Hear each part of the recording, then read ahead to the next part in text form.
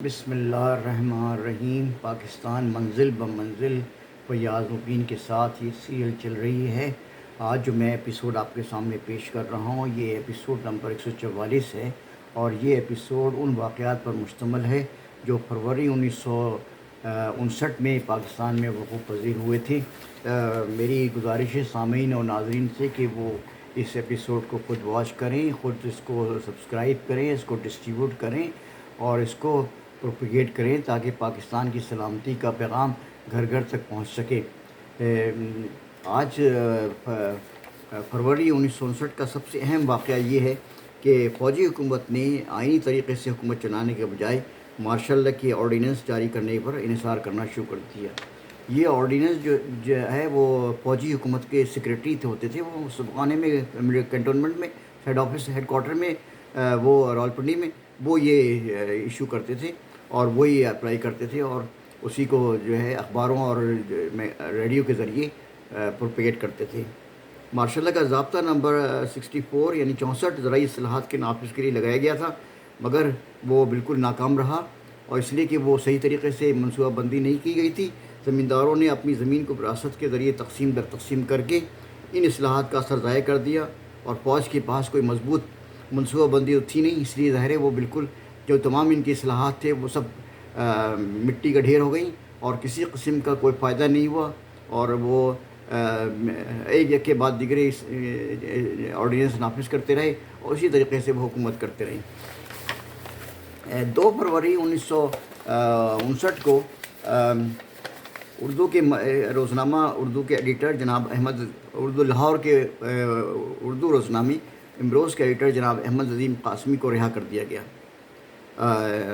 4 فروری 1959 کو duke of Edinburgh جو queen Elizabeth کے شوہر تھے وہ پاکستان کے دورے پہ تھے، تو ڈھاکہ پہنچنے پر وہ ڈیوک آف ایڈنبرا کا شاندار استقبال کیا، لیکن یہ نہیں معلوم کہ وہ ڈھاکہ کیوں پہنچے پہلے، حالانکہ اصولاً برطانوی اصول کے طور پر برطانوی پروٹوکول کے مطابق ان کو سب سے پہلے کیپٹل یا دارالخلافہ یا دارالحکومت کراچی پہنچنا چاہیے تھا، لیکن وہ بعد میں پہنچے۔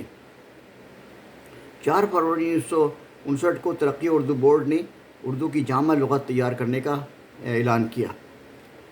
5 فروری 1959 کو ڈیوک آف ایڈنبرا آخرکار مغربی پاکستان پہنچ گئے اور انہیں جامعہ کراچی کی طرف سے ڈاکٹر آف لاء کی اعزازی ڈگری دی گئی۔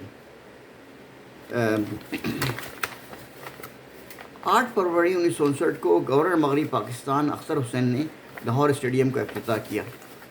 10 فروری 1959 کو وزارت آباد کاری نے 3 سال میں 1 لاکھ مکان تعمیر کرنے کا منصوبہ تیار کر لیا۔ یہ بھی ایک مارشل لا اتھارٹیز کا پروپیگنڈا تھا، پتہ نہیں کہاں تک یہ ممکن ہو سکا، اس کی تحقیقات کرنی پڑے گی۔ 13 فروری 1959 کو جامعہ اشرفیہ لاہور کے ناظم اعلیٰ مولانا مفتی محمد حسین نے چٹان پرنٹنگ پریس کا افتتاح کیا۔ 16 فروری 1959 کو حکومت پاکستان نے زاہدان ریلوے کو ایران کے حوالے کر دینے کا معاہدہ کیا۔ ایران میں واقع اس 50 میل علاقے کا انتظام نارتھ ویسٹرن ریلوے کے پاس تھا۔ 14 فروری 1959 کو فوجی حکومت نے عوام کو مرعوب کرنے کے لیے نئے کام شروع کر دیے۔ 18 فروری 1959 کو نئی درآمدی پالیسی کا اعلان کیا، اور 24 فروری 1959 کو نئی صنعتی پالیسی کا اعلان کیا، لیکن ان دونوں نئی پالیسی میں کوئی نئی بات نہیں تھی سوائے لپ سروس تھی، اور لوگوں کو امپریس کرنا تھا فوجی حکومت سے۔ 22 فروری 1959 کو مغربی پاکستان کے گورنر اختر حسین نے اورینٹل کالج لاہور میں 2 روزہ اردو کانفرنس کا افتتاح کیا۔ یہ آپ کے سامنے جو واقعات پیش کیے جا رہے ہیں یہ فروری 1959 کے واقعات پیش کیے جا رہے ہیں، اور یہ جو واقعات ہیں یہ فیاض مبین خود ہی ترتیب کرتے ہیں، خود ہی اس کی اسٹڈی کرتے ہیں، خود ہی ریسرچ کرتے ہیں اور خود ہی آپ کے سامنے پیش کرتے ہیں۔ 25 فروری 1959 کو پاکستان نے کراچی ٹیسٹ میں ویسٹ انڈیز کو 10 وکٹوں سے شکست دے دی۔ یہ بہت بڑی کامیابی تھی جس میں پاکستانی بیٹسمین نے بہت اچھا کھیل کا مظاہرہ کیا۔